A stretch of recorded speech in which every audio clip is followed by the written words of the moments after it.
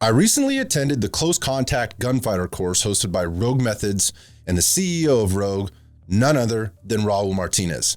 Now, this was in Las Vegas, Nevada at Pro Gun Las Vegas, and to say the least, I was not disappointed by my experience. I'm going to talk about specifically how my gear selection, fitness program, and perception of hand-to-hand combat has been influenced during the 8 hours that I spent with him. The Close Contact Gunfighter program covers this evolution of a gunfight at sort of close range. The focus is to build sort of a foundation of fundamentals, but also some skills, again, with that close contact range. I might also add that it wasn't all wrestling and gunfighting. We did do some other practical skills, about an hour talking about tourniquets, the tourniquets themselves, construction, proper use, proper storage, but more importantly, proper application in several sort of chaotic situations, one of which was in a car. You can see more of that sort of on the YouTube stuff later. But in just jumping back, there was more than just, hey, put the headgear on and start wrestling around in the gravel, which I'll get back to. And then we went into sort of a transition into what clinch fighting is like. And for a lot of people that were there, it was very new. That included striking, grappling, ground fighting. It's all culminated sort of at the end of the day with some closing scenarios, which included both your personal pistol and holster, as well as some simulation pistols and holsters, including live action drills with simunitions. No fighting experience was necessary for this, so you didn't have to come in with a huge background. There were all walks of life there, but again, it was really there to help build a foundation or build upon the foundation that you already have. And certainly there was a good deal of firearms safety and marksmanship that would be required in terms of your abilities coming into this course. Raul's the former training director and lead combatives coach at Fieldcraft Survival, one of the largest firearms instruction companies in the United States right now. He's no longer there, obviously. He's started his own company, Rogue Methods, but his background is that he served in the U.S. Army and with the Chicago Police Department at many different levels, most notably in the narcotics division, where he spent quite a bit of time. Now, Raul is pretty candid about his life on the job and his experience, and a simple Google search will give you all kinds of information or links, but here's the takeaway from me. I found Raul to be an excellent instructor, hands down. I mean, the dude was super professional, and that started with he was very organized. He's very in tune with the audience that was in front of him. He spent some time with each person, with the group, I think just sort of assessing and evaluating kind of who he was dealing with, which I think is important for any instructor working with any group, whether it be, a small or a large group. But he took his time there. He was very skilled at delivering all of the information, and he was certainly very knowledgeable on the material that he presented. Now, you might expect that of any instructor who's teaching a course, but my experience says otherwise. So right off the bat, I was like, okay, this guy's got my attention. And with that, he commanded a palpable sort of presence and respect from both me and everybody else there. So we were off to a very good start. And I think at the end of the day, he made the class a lot of fun, as practical and as tough as it was at times. I think physically and mentally for a lot of people in terms of a challenge, he did make it fun. It was great. And I think anybody that goes to one of these courses wants to have, I think the fun factor is sort of part of that. So I appreciated that part. So who was there? Who was I surrounded by? Well, quite frankly, I was somewhat surprised to learn about all the individuals that were there. All walks of life. I mean, we're talking LEO, there were some first responders. I think there was some military there that were maybe kind of keeping a little bit under the radar. I mean, there was even an entertainer from the Las Vegas market there in our group. There were a couple of artists. And I think at the end of the day, it was like a 60-40 split with male to female participants, which I thought was interesting because I knew we were going to mix it up. And I was just kind of trying to get a feel for everybody who was there. My experience in going into anything combative, and I've done several things in my life, but usually if I walk into the BJJ school or I went onto the mat, in a grappling session or was going to go practice Muay Thai, usually I'm one of the bigger guys in the room. And so I can automatically sort of look around and go, well, that's the biggest guy in the room. That's probably going to be who I'm paired up with. And so I think a lot of people, when they come into these situations, knowing that this is you're going to be physically confronting people in the class that you're within, everybody's kind of sizing one another up. I think that's a natural thing to do. Well, right away, I knew I was going to be paired up with the biggest dude there. Shout out to Big Jim up in the Pacific Northwest. Dude's about 6'3", maybe 6'4", and he's weighing in at about 260. So I knew I was going to have my hands full for the day. But across the board, the females were in great shape. I would say in better shape than the males collectively. So let's talk environmental considerations whenever we're talking about one of these classes and kind of where we're at, because this one is unique. Obviously, most firearms related classes don't involve grappling or wrestling or combatives. That's usually left inside the gym or, in some type of a controlled or indoor facility. Well, we were definitely not indoors. Covered area, temperature about 80 degrees. And what was immediately noticeable was what was underneath our feet.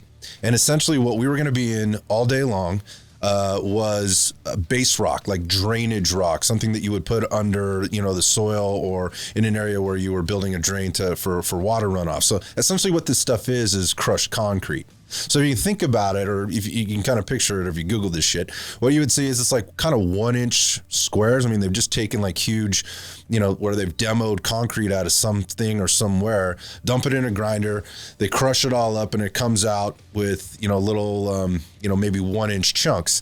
And through transport and moving it around and putting it on the ground, and eventually it's walked on or driven on or whatever else, those edges sort of, any sharp edges can kind of get rubbed off. But let's just be honest, it was chunky underfoot, it was loose, and I had certainly never grappled in that kind of an environment before. I will say that I have seen some of Raul's other videos and, my research of him and some of the things he does on social media, which is fantastic, by the way.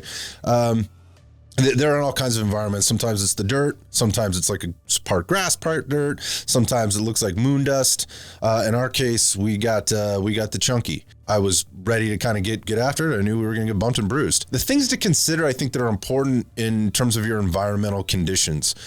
First, I think it's important to train in less than optimal conditions. Going out into a perfect situation all the time, no self-defense situation or offensive situation is going to likely be done in optimal conditions. So I think it's important that you do train in suboptimal conditions. Listen, you could be getting after it, and not in this class, but in general, dirt, asphalt, mud, concrete, tile. It could be wet, could be loose, could be slippery. You should train in the conditions you're going to fight in. And the things to think about are, how could these conditions impact your situation? For example, like winter or summer clothing. If you're in a clinched position with somebody, the things that can happen in a hoodie or a jacket or loose fitting clothing versus, say, the t-shirt that I was wearing. And I'll talk a little bit about how I approached it later, but what goes on and what your opponent or your bad guy can take advantage of, or what you might be able to take advantage of in terms of a counter, those are considerations. So if you're carrying and you're out, concealed carrying and you're out and you might be faced with a potential situation, you want to think about more than just the gun and what are you going to do if you get the drop on somebody, but what are you going to do if you don't get the drop on somebody? So things to think about. In my case, we were going to get dirty. We were going to get banged up on this particular sort of training evolution.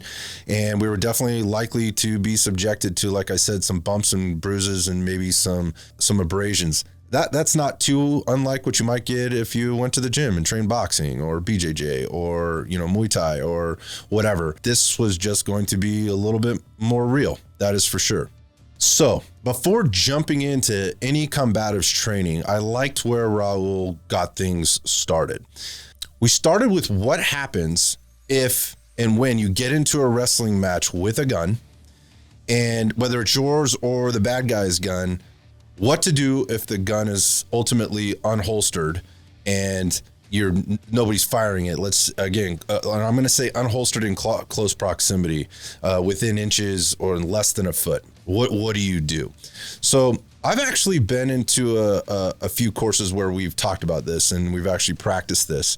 But in all of those situations, it was assumed that you were creating distance between you and the bad guy, and you got the drop and you were the one doing the firing. So this was different because where we were going was both people were going to have hands on the gun, and it was going to be a wrestling match for the gun, not to get away from one another, but to actually get the gun or be in control of the gun. I'll talk about the scenarios a little bit in a minute, but that was the basic premise.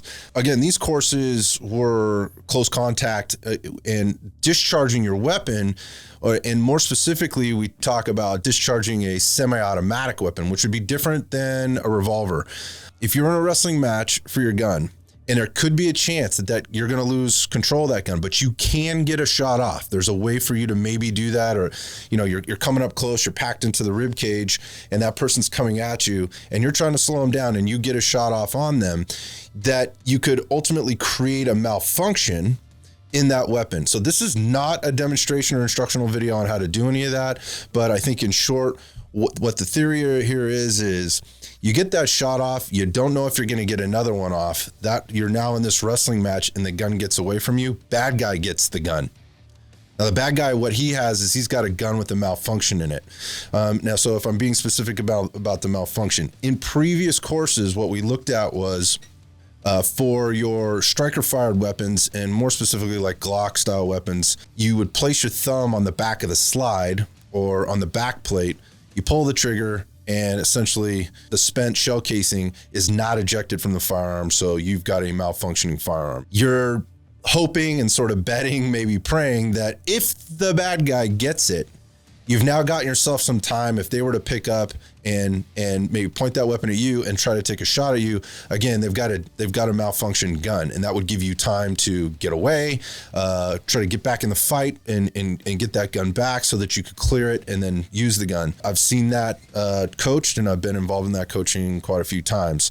Everybody there was running a semi-automatic gun, so we really stayed sort of in that realm. Hand and grip and arm and body positioning were really important. And what we were going to be doing was practicing sort of creating a holster outside the holster. So once that gun comes out of the holster, creating a holster with your hands outside of the Kydex or whatever it came out of. So wrapping that gun as tight as it would be inside your holster, only you're doing that with your hands. So why is this important? Well, obviously, as we get further into the grappling piece or we get into the wrestling piece, having control of that gun is extremely important. So it was important that he showed this up front, and he kind of showed us where we were going. He was teaching that to us when we were very fresh. We weren't fatigued, not physically, not mentally, not by the weather, not by the sun, not just by the time that we'd been out there, hunger, dehydration, any of that, which I thought was also good. So we spent some time up front kind of just listening, and then we definitely got into it. From after him teaching or showing or demonstrating this with blue gun up front, we went out to the range, and we each had an opportunity to practice creating malfunctions with our own firearms, which if you haven't done that before, I think it's important that you do that. I'm not here to teach you how to do that, but you should get yourself with an instructor or get on the range and learn how to effectively create a malfunction. What I did notice, for those that had never done it before, I could see some anxiety and some anticipation in their eyes, maybe a little bit of fear.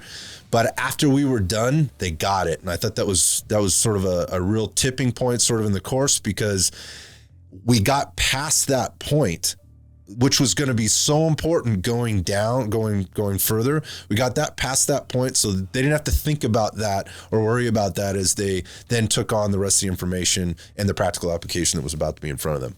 Okay, so let's talk gear considerations as it relates to this close contact gunfighter course that we took. And again, in any type of fight for a gun that might be happening in the clinch. I already talked a little bit about clothing, but here's something to consider. Very loose fitting pants, especially cargo pants, could be problematic in a hand-to-hand scenario if the bad guy has any kind of, or maybe even solid BJJ grappling skills, specifically like in the gi.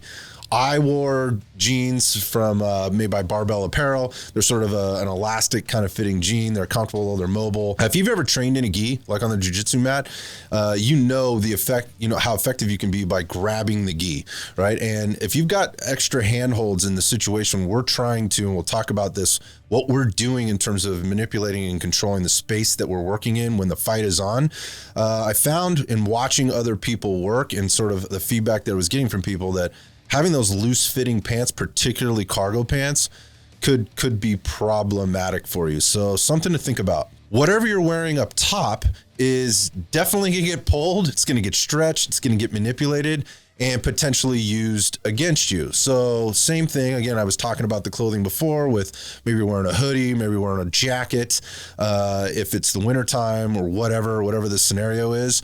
When the fight's on, people are grabbing at everything. And think about this. Think about things getting pulled over your head. Think about things getting used to choke you. Think about losing control of your grip because a sleeve gets pulled down over your hand. Things like that. Now, I sort of been in a few of these scenarios, but the point of that is anytime you've got extra kind of hanging on you, it creates a potential extra hazard for you in this situation. So something to think about when you're on the mat. You know, when you don't have a gi on, it's much different than when you do have a gi on.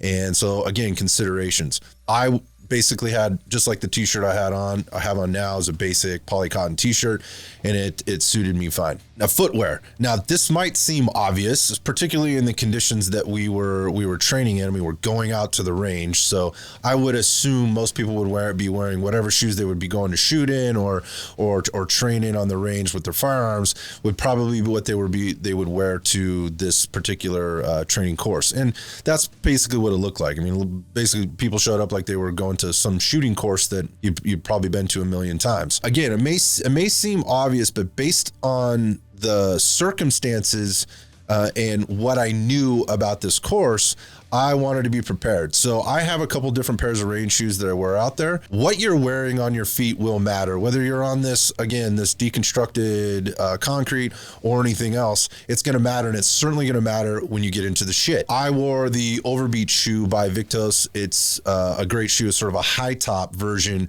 of the shoes that I wear daily to work in, to live in, to play in, and to work out in. So I wasn't like trying to find the right shoe, like a grappling shoe or anything like that. It was just like, hey, I want to be out there in whatever I would typically be in.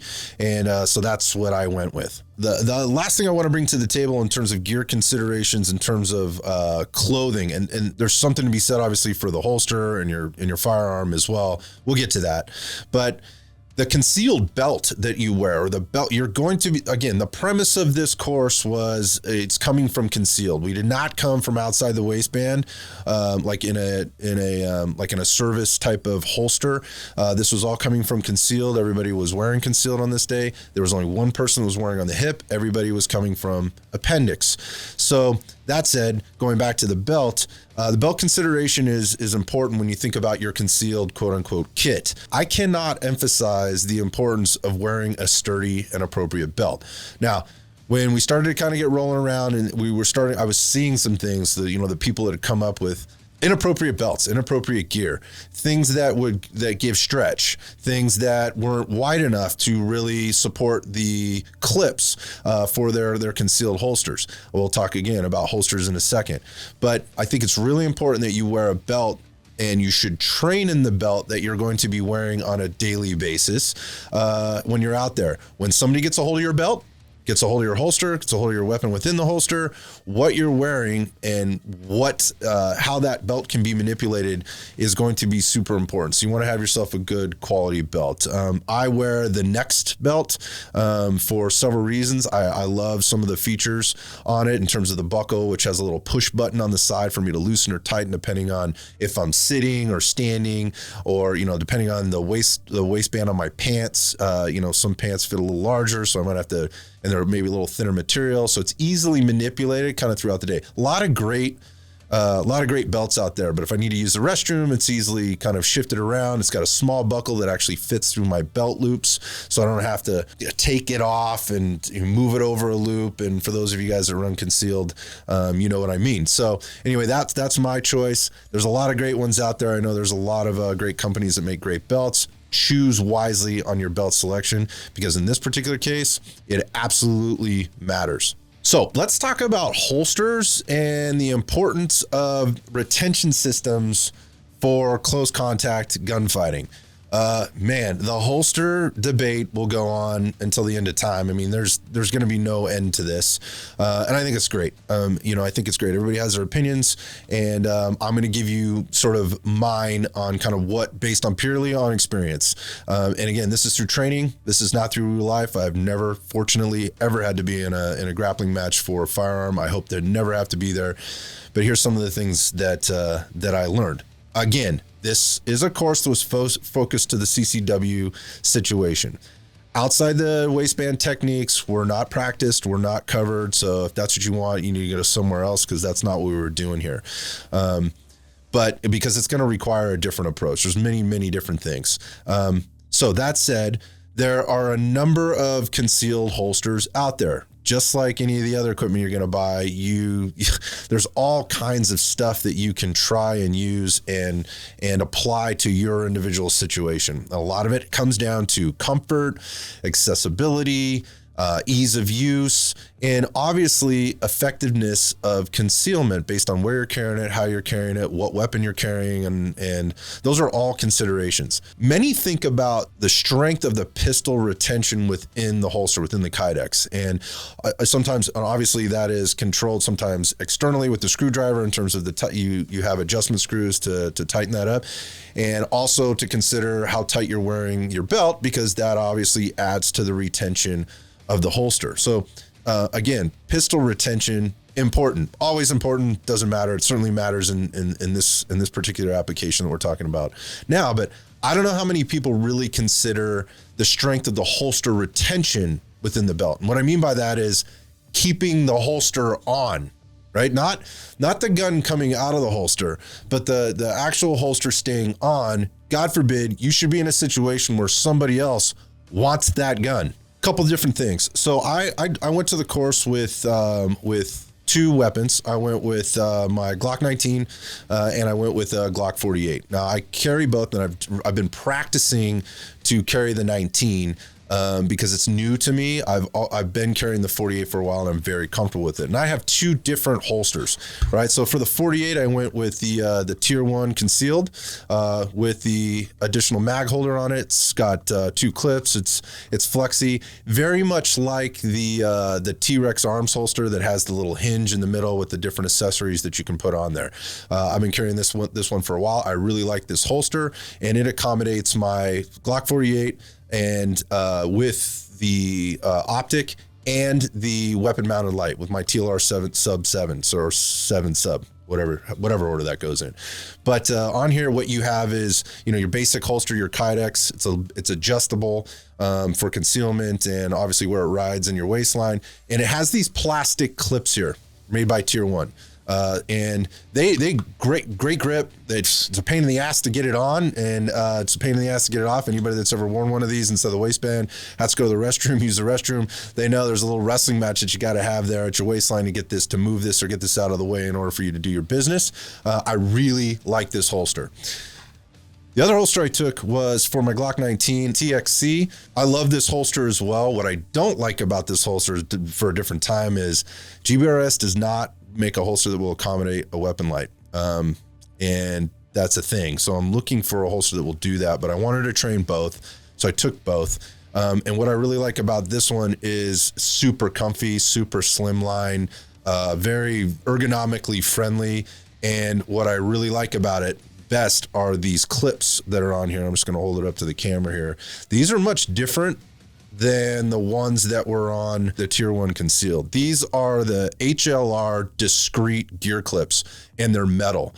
And they have first off, they're very stiff. And they have they have like a hook at the bottom of it. And the plastic clips do as well. But once these grab a hold of your belt, it's not coming off. And so in considering what you're carrying, if you were to get into a wrestling match with somebody and they were going after your gun, plastic clips versus metal clips. Now, I didn't see any plastic clips break.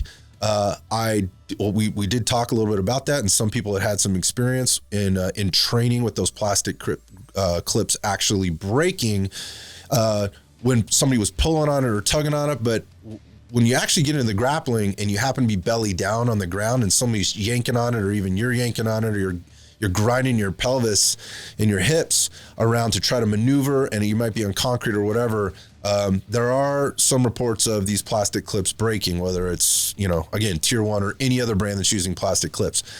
I have not heard any reports of these clips ever breaking. Honestly, I couldn't imagine that they would. They are extraordinarily sturdy, and they're very comfortable, and that gives me a lot of confidence in them. But again, the holster comes up short because it won't accommodate my weapon light. But I trained in both, or I train with both. So that's something to consider as your holster, and the retention within your waistband. Should somebody get a hold of it, or should you be in a less than optimal position around on the ground, wrestling in all kinds of environments, getting banged into stuff, getting slammed onto stuff, not just standing 10 to 15 yards or 7 to 15 yards in front of paper, drawing easily. So something to think about there. So next thing to talk about here are some extra things to consider regarding your choice of concealed handguns. I am not going to debate. I'm not going to go down this path of what is the best concealed handgun. Absolutely would never go there. That's very personal. And I think they're, again, a debate that will never end. It'll go to the end of time. That's not what this is about. It's really more about how you have your handguns set up, whether it's a SIG or a Glock or, a CZ or whatever the hell you're carrying out there. It doesn't matter. We saw several handguns out there. Again, I took 2. And what you should understand if you go to one of these courses is when you go, whatever you take, you're going to be training with. You're going to be grappling with it. I mean, you're going with a cold gun in these situations, but you need to be prepared that gun is going to get into the mix. And so things to think about when you're doing that. It's going to get banged up. You're going to the ground. In my case, on degenerated concrete, right? I mean, it was rough. It was super rough out there. So things to think about if you go to this course, and also things to think about if you get into the mix here, if you have that unfortunate situation where you have to do that. But first thing is to think about is optics, especially if you're bringing it to the course. So one of the reasons I brought the 48 and then the 9, the Glock 19 was my Glock 19 has a optic on it. My Glock 48 does not. I knew right off the bat, I did not want to get into any of the combative training where I knew we were going to be going to the ground with that optic on there. I got an SRO. I didn't want my $600 SRO getting, smashed into this chunky concrete or chunks. I knew that. So, and in going into it, I was just trying to be smart and manage my equipment. So something to think about there if you're going into the training. Also something to think about if you get into the mix. The more stuff you got on your gun, the more reliable or the more liability you have in terms of things breaking. That is for sure. Other thing would be lights, weapon mounted lights. If you got those on there, those could get, if the gun comes out of the holster, you could damage the light. It's just part of the deal. That's why having good quality equipment is good. But if you can train around that and manage to not mess that stuff up, just a tip if you do go, maybe take a couple different weapons that don't have all your fancy shit on there. But other things to think about whenever you bring or whenever you mount anything additional to the gun, if you're going hands-on with that gun and both hands get a hold of that gun and your opponent or the bad guy gets that gun, anything you have mounted on it, like a weapon-mounted light or when you're creating that outside the holster with your hands, gives the bad guy, and again, I have a big SRO on mine, gives that extra lever, right? And gives that extra ability for them to grab and torque, just something extra to grab onto. Real estate is ultra important, I've learned, in these particular situations. And what I mean that is having purchase on the gun itself. The more you have the gun covered, it's your gun at that point, right? If you give that person an opportunity to get in there, like your finger might be not fully covering it because it's up over the top of that optic. Look, a grown man grabbing one finger can fucking rip that finger right off. So things to think about, you know, when you're training, but also things to think about in the real life situation that I learned. Also things like the other things to consider would be like ported barrels, ported slides, compensators, things that you might be adding to your gun. Thinking about, you know, if you're trying to create that malfunction, or you're rolling around in dirt, rolling around in mud, how could that be impacted with debris getting inside there? But also, like, if you're having to in a situation, maybe pull the trigger while you're up close to your face. Where is that blast going? And rather being directed straight out the barrel. Again, if you've got compensators, or you've got you know, ports on your barrel, it could be blasting up into your face, which could be an issue. Maybe it's not. Maybe it's something you're willing to. I'll eat that blast. That's fine. Things to consider if you're going into this or choosing your handgun. Again, your choice. You do what you want there, but things that I definitely considered. But to give you some insight, my 48 is stock 48 MOS. Again, with an optic and a weapon mounted light. No modifications to it at all. My Glock 19 does have a single port on the top, has an SRO on it, and it also has a weapon light on it. On that day, it did not have the weapon light because, again, going back to my holster. So that's what I'm currently running. I had no issues with either gun. I don't foresee having any issues with either gun, and I've trained with both of them multiple times, and I feel comfortable with both. So let's cover some of the basics with regard to just hand-to-hand fighting, because that's effectively what you're doing here. And so, again, going back to the beginning, what I explained was we were really layering on some basic fundamentals and some really basic skills. And, of course, you had all different levels of knowledge, of fitness ability, of skill level in there. But what we were doing was we were just layering the pieces on so that we could bring them sort of all together in the end. Well, some of that stuff would be like body position or postures and maintaining an effective distance. So if you've never done that before, you're going to get exposure to that at this course to some extent. I think it's something you need to be trained regularly, or you needed to have trained it, you know, sort of intensely or over a long period of time in order to really get it. But if you're familiar, then this might be a little bit elementary for you, but it's always good to be refreshed and get somebody else's take. And obviously with an opponent you don't know, could expose and teach you some things that you didn't know. So there's obviously going to be some grappling and striking. So you've got your offensive pieces, right? But you're also going to be looking at your defensive pieces. How do you counter? How do you move around? How do you read your opponent? How do you anticipate what they may be doing or not doing? And again, this is controlled and everybody knows why they're there.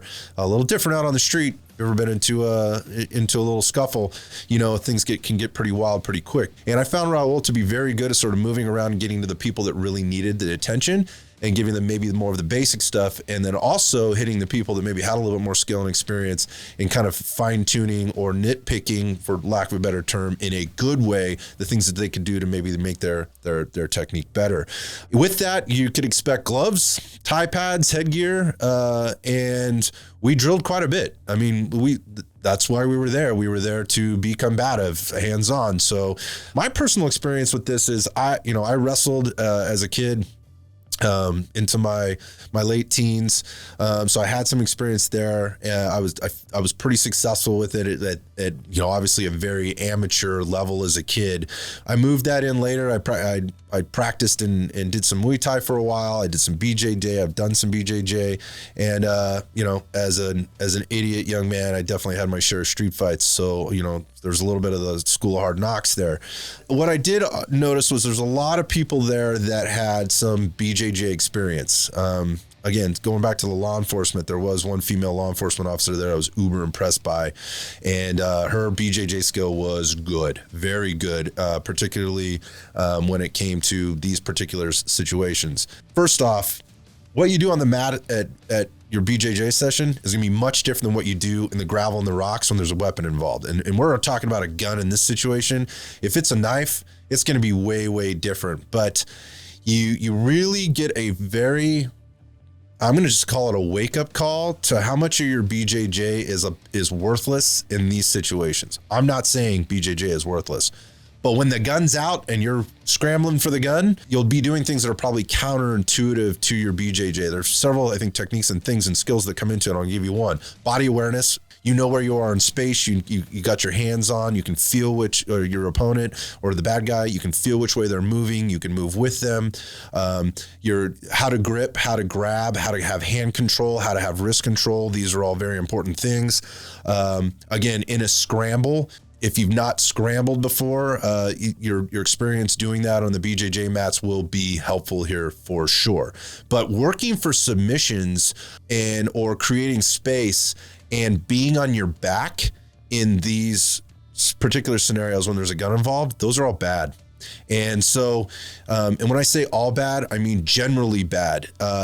Because again, there's a gun out and a gun involved, and we want to have control over that gun. And I'll talk a little bit about that in a minute. But the point of that is there is some BJJ, but you can see there were several people that have completely relied on their BJJ as their mode of fitness, as their mode of self-defense, as their mode of offense. And they got a little bit of a wake-up call here. I saw that coming. But at the same time, I don't think they did. We had to kind of readdress some things, and they were, there was plenty of time to do that. There was plenty of sort of time to stand up, assess, like, what did you just try to do there and why? And so again, there's some BJJ integration, but don't die on that, guys. Don't die on that one. That's the lesson or the takeaway. We were starting to kind of escalate bringing the weapon into the scenario. We had done all this hands-on stuff, but we were now doing a bit of the hands-on stuff and now adding this outside tool and obviously force multiplier to the mix. But we weren't going full steam ahead quite yet. We were taking it sort of one step at a time, which I think everybody appreciated. So there's going to be basically two very specific scenarios you're going to get ultra familiar with very quickly at the Close Contact Gunfighter with Rogue. Here's the first one. You have a gun and the bad guy knows it. There's the second scenario where he has a gun and you know it. So those are basically the two scenarios you're working with. I mean, everybody's there at the course, so everybody knows there's a gun in there. But things to think about is both of you know this. So this changes your approach to how you're going to go about your actions here. In the real world, this obviously may or may not be true, but you might assume the most likely scenario is going to be the one where you have a gun and the bad guy either doesn't know it or the bad guy does know it and he wants that gun. So that's the one where I think most people can probably wrap their head around is what happens if I get into it, I'm carrying, I can't get the gun out, I've tried, or for whatever reason that person now knows and they're coming after me and they're coming after my weapon. What do I do? That is probably the biggest, most practical kind of scenario in this whole thing, at least it was for me. The things to think about or the things that happen when Raul says fight.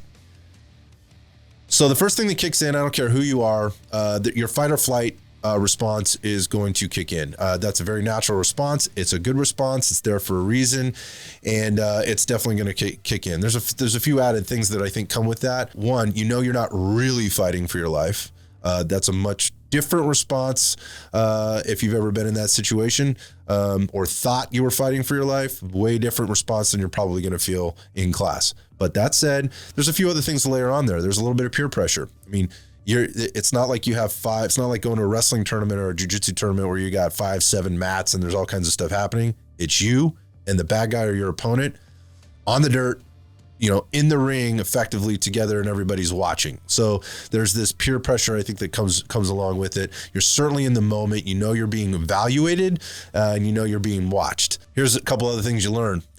Fitness fucking matters. I mean, we repped a lot, but your fitness is going to matter. When your life is on the line, this is a situation where your fitness matters. I've already mentioned BJJ skills help, but they are not the answer. Don't die on those alone. Within the BJJ stuff, here's what major takeaways that I got from it. First off, wrist and hand control is critical in this situation. So strength is a key element for your success. Key. I was fighting Big Jim the whole day. It was not an easy task. This dude, he's slinging skill saws, rebar, and hammers all day long as a contractor.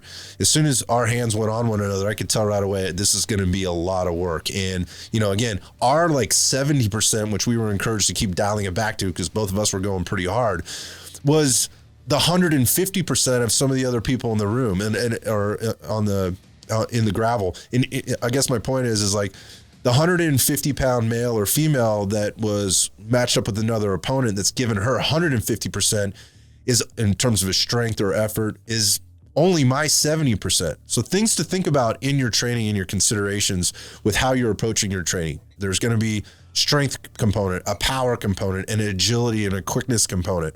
There's a few other components too. The other thing with BJJ is this is a position that doesn't get taught really anymore, and you won't see this happening because going or giving up your back is so taboo. But you're going to find that turtle position, which again is sort of an ancient position in BJJ, is something you're going to need to get comfortable with and learn to know how to be effective with. Think guard, and you've got the gun in front of you, and your opponent's on top, maybe in your guard. That's a bad place to be. You want to put as much distance between that gun and your opponent and get his hands off that gun as you can. That's probably going to be belly down on the ground, getting heavy, getting flat, right? And trying to keep them from getting in there as you try to work into maybe a better position to pull off a potential shot to either mitigate and or stop or change the behavior of the bad guy. So think about that. Be prepared to eat a punch, elbow, kicks, knees, bites, whatever. I mean, the fight is on, man. Things change when you add a weapon to the situation. And so, quite frankly, as many punches I've eaten in my life, like I'm okay taking that punch, and I'll tell you why. Because if somebody has given up space to throw a punch, that means I now have space to manipulate the weapon if I have the weapon.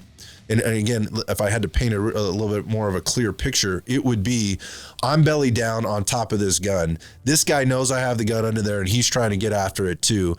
And now he's getting frustrated, or he's thinking he's going to win one over by hitting me in the head a few times with a punch or trying to throw an elbow. Well, if he's done that, then he's got one hand off the gun. That means, and I have two hands on the gun, I should be able to win that fight every time, and I'm going to try to get myself in a position to do so by discharging that firearm. Same thing with knees. If they can work themselves into a position to use a knee or a kick, that's given me more than enough space to simply roll over and get very, very offensive very, very quickly rather than being defensive belly down. So things to think about, considerations. Take the course, get familiar with what I'm talking about, and I think it'll make perfect sense. Effectively, space is your enemy when the gun comes out. You have to close the space. Couple other things. Mindset is everything going into this, and that's what you learn. And I think that's what I witnessed from a lot of other people that had the least amount of skill, the least amount of fitness, but were just tenacious, did really well and performed really well, and people really respected and appreciated that because they were just not going to give up. And sometimes having less skill, I think in this situation, the mindset won over on a few people, and it caught other people sort of off guard. It's a must-win situation. You cannot lose. You have to think about, I have to shoot what I can. Like, I'm not looking for 5 shots to center mass and 1 in the credit card A zone up top on the head. I'm trying to take whatever I can. If they give me a foot, they give me a knee, they give me an elbow, they give me a shoulder, they give me their mouth, they give me their chest, whatever, their belly, their butt cheek, their pelvis. I'm going to take whatever I can to try and stop that behavior. And that has to be your mindset. So it's not about pulling off the perfect shot. It's about getting an effective shot, at least to change the situation and give you, or change where you are maybe in the power curve at that point. So again, other things to think about. You've got to be ready to kind of take whatever opportunity they give you. There is no waiting game. There is sometimes a little bit of kind of hoping that the guy might give you space, but in our sparring situations, we had learned that was bad. So it might be a little bit more of a stalemate there. But in real life, your ability to stay mentally tough and mentally strong to get through this thing and take whatever you got. If that means biting, that means kicking, gouging, whatever, you take what you get. The last thing I'd say when, you know, when the whistle blows or when Raul says fight and the gun goes to the ground, or the fight is on and you're reaching for the bad guy's gun, or he's reaching for yours, is when it comes time and that gun's finally out, getting hit with simunitions at close range, it hurts. And that's a good thing. It's a harsh reminder of the reality that you face in these situations. And it forces you to kind of step back and remember the things that you did or didn't do to put yourself in that situation, even days later, as I'm still kind of healing from the couple of sim rounds that I took at close range. So don't be afraid of that. And if you're asking yourself why, talk to anybody that's used simunitions in a force-on-force situation, and they'll tell you, I think, the same thing, that being hit with that simunation round is a stark reminder and a real big reality check about what it is that you're really doing. It's, yes, in some sense it's a game, but at the end of the day, it's not fun and games. So go check out Close Contact Gunfighter, Raul Martinez, Rogue Methods. Check him out. He's on Instagram. I had a great time at this course. I highly recommend it.